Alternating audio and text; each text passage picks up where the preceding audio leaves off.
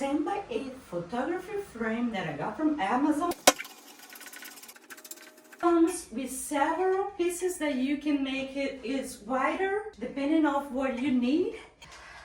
Holders for the backdrop that you have. It does not come including the backdrop. So I have a white sheet that I use.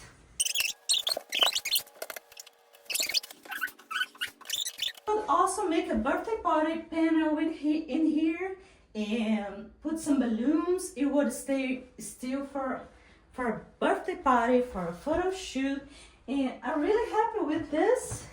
So you see, it get really tall, you can make shorter, you can make taller or wider. It's affordable, is easy to put together, it's lightweight, and you can take with you. And I'm very happy with this backdrop frame. If you're in the market for a backdrop, I highly recommend to try this one and you see for yourself.